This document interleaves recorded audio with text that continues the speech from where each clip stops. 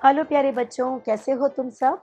Hopefully तुम सभी स्वस्थ और मस्त होंगे और इंतज़ार कर रहे होंगे हमारी आज की नई कहानी का। तो बिना देर करे शुरू करते हैं आज की कहानी। हमारी आज की कहानी है एक शिकारी की। तो ये जो शिकारी था, ये जंगल में जाकर जानवरों को मार कर उनसे जो मांस मिलता था, उनकी स्किन, उनके सींग, ये सब बेचकर उसे जो भी पैसे मिलते थे, उसी से वो अपना जीवन चलाता। कभी-कभी किसी-किसी दिन तो उसे कोई भी शिकार नहीं मिलता था, तो वो पत्ते और लकड़ियों को बेचकर भी जो कुछ मिल जाता था, उसी से उसके घर का चूल्हा जल जाता था। तो इस तरह से बहुत ही कठिनाई के साथ इस शिकारी के दिन बीत रहे थे।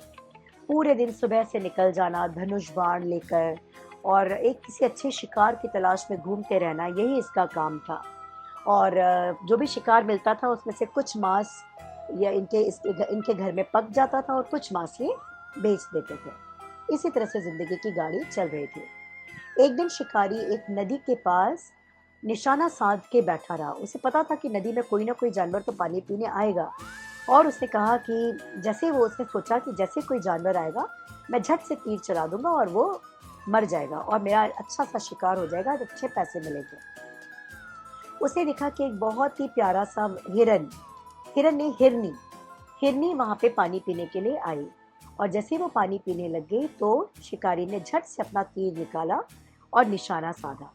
जैसे ही उसने अपना तीर निकाला और निशाना साधा तो पत्तों के हिलने की आवाज आई। पत्तों के हिलने की आवाज सुनकर हिरनी ने उस तरफ देखा जहाँ पे शिकारी बैठा हुआ था और उसके हाथ में तीर बाण था।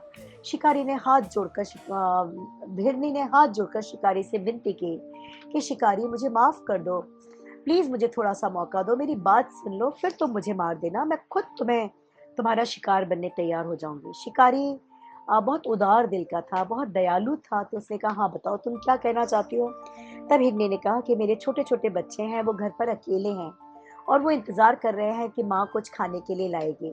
मैं बस उनको खाना खिलाऊं और उन्हें बताऊं कि मैं उनसे आखिरी बार मिल रही हूँ, फिर मैं खुद आ जाऊंगी। मेरा विश्वास करो शिकारी, मैं तुम्हारे खुद आकर तुम्हारा शिकार बन जाऊंगी और फिर तुम अपना तीर चलाकर मुझे मार देना। मैं बिल्कुल भी तुम्हें ये नहीं कहूंगी कि तुम मुझे मत मारो। शिकारी चूंकि दयालु था तो उसने कहा ठीक है, तुम्हारे छोटे छोटे बच्चे हैं और वो तुम्हारे अगर भूखे हैं तो मैं तुम्हें जरूर मौका दूंगा कि तुम उन्हें पहले खिला पिला कर आओ, तब तुम्हारा शिकार करूंगा, लेकिन शिकार तुम्हारा जरूर करूंगा। तो हिरनी ने कहा मेरा वादा है कि मैं अपने बच्चों को खाना पीना खिला कर आऊं, उसके बाद मैं खुद तुम्हारा शिकार बन जाऊंगी। कहते हुए हिरनी वहां से चली। कुछ खाने पीने के पत्ते वत्ते तोड़कर वो अपने घर चली और घर जाकर उसने बहुत प्यार से अपने बच्चों को, उसके दो बच्चे थे, दोनों बच्चों को प्यार से खिलाया। खाना खिलाते खिलाते हिरनी की आंखों में आंसू बह रहे थे। बच्चों ने पूछा माँ आज आप रो क्यों रही हो। तब हिरनी बोली बेटा आज मैं आखिरी बार तुम्हें खाना खिला रही हूँ, इसके बाद तुम्हें अपना खाना खुद ढूंढना होगा, अपना जीवन खुद जीना होगा, क्योंकि आज मैं एक शिकारी को वादा करके आई थी और मैं उसका शिकार बनने जा रही हूँ, तो आज मैं आखिरी बार तुम्हें मिल रही हूँ। कहते हुए हिरनी ने प्यार से अपने दोनों बच्चों को गले से लगा लिया।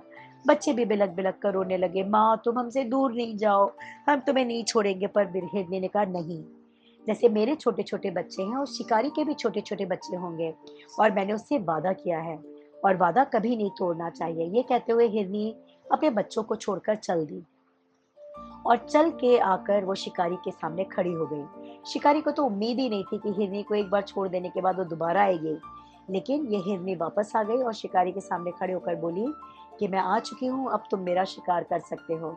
और वो खड़ी हो गई। लेकिन जैसे ही शिकारी ने तीर साधा तो वो दोनों बच्चे जो कि हिरनी का पीछा करते करते यहाँ आ गए थे, वो हिरनी के आगे खड़े हो गए और बोलने लगे कि शिकारी भैया अगर आपको मारना है तो हमें मार दो, हम छोटे छोटे हैं और हमारा मांस भी बहुत सॉफ्ट है और तुम हमें अच्छे दामों पर बेच पाओगे, हमारी माँ को मत मारो, प्लीज आप हमें मार दो। और कहते हुए दोनों बच्चे माँ के आगे खड़े हो गए। अब शिकारी की कुछ समझ में बात ना आए और वो अपनी माँ से लिपट लिपट कर रोने लगे, माँ हम आपको नहीं इस दुनिया से जाने देंगे, हम अपनी जान देंगे। माँ बार बार धकेल कर उन दोनों बच्चों को पीछे कर रही थी, तुम पीछे हटो और मुझे अपनी जान देने दो। लेकिन जैसे कि उन दोनों में बहस छिड़ गई थी कि मैं अपनी जान दूंगा या मैं अपनी जान दूंगी। शिकारी ने जब माँ और बच्चों का ये प्यार देखा तो उसने सोच मन में निश्चय कर लिया कि वो किसी को नहीं मारेगा।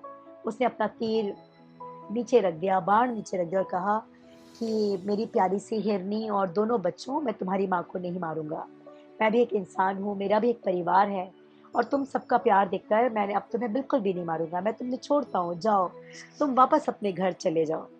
उस शिकारी की ये दयालुता देखकर हिरनी बहुत खुश हुई।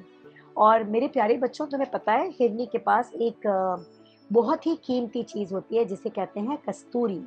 कस्तूरी में एक बहुत ही प्यारी सी सेंट होती है, खुशबू होती है, जो बहुत ही मनमोहक, यानी दुनिया की सारी फ्रेग्रेंस और सेंट से सबसे ज़्यादा खूबसूरत और दिलकश सेंट होती है। तो ये दयालुता देखकर शिकारी की हिरनी ने कहा कि तुम्हें तुम्हारी दयालुता का इनाम मिलेगा। तुम इतने दयालु हो, इतने अच्छे इंसान हो, तुम्हें तुम्हारा इनाम ज़रूर मिलना चाहिए। और कहते हुए उस हिरनी ने अपनी कस्तूरी उस शिकारी के हाथ पर रख दी और कहा कि इस कस्तूरी को तुम बहुत ज़्यादा अच्छे दामों पर बेच सकते हो और बहुत सारा धन कमाकर तुम अपना जीवन निर्वाह कर सकोगे। बड़ी खुशी-खुशी उस शिकारी ने उस कस्तूरी को लिया और लेकर आकर उसे बाज़ार में बहुत अच्छे दामों पर बेचा। उसे बहुत ही अच्छी कीमत मिली जिससे उसने अपना पक्का घर बनवाया, अपना छोटा-सा कामकाज शुरू कर दिया और इस पूरे इंसिडेंट ने शिकारी का मन बदल दिया था। उसने सोच लिया था कि अब मैं किसी भी अ, जानवर का या पक्षी का शिकार कभी नहीं करूँगा। इस इंसिडेंट ने उस शिकारी को ये एहसास दिलाया कि हर किसी का एक अपना परिवार है, अपना जीवन है और किसी का जीवन लेकर अगर तुम अपनी ज़िंदगी का निर्वाह कर रहे हो, तो ये एक सही तरीका नहीं है। और उस दिन से शिकारी ने शिकार छोड़ दिया। कस्तूरी को बेचने की वजह से अब उसके पास काफ़ी धन था। उसने एक ज़मीन खरीदी जिस पे वो किसानी करने लग गया, उसने उस पे खेती-बाड़ी की और इस तरह से उसका जीवन मज़े से गुज़रने लग गया। तो यही थी हमारी आज की स्टोरी। होपफुली ये स्टोरी तुम्हें पसंद आई होगी। इस स्टोरी को अपने friends, relatives, neighbours, cousins, school friends सबके साथ शेयर करना न भूलना। इस स्टोरी में हमने ये सीखा कि जब हम दया दिखाते हैं, किसी का सहयोग करते हैं, तो ईश्वर हमें इसका इनाम ज़रूर देते हैं। तो कल मिलते हैं फिर से एक नई स्टोरी के साथ। तब तक के लिए ढेर सारी ब्लेसिंग्स के साथ। Good night, take care, bye bye.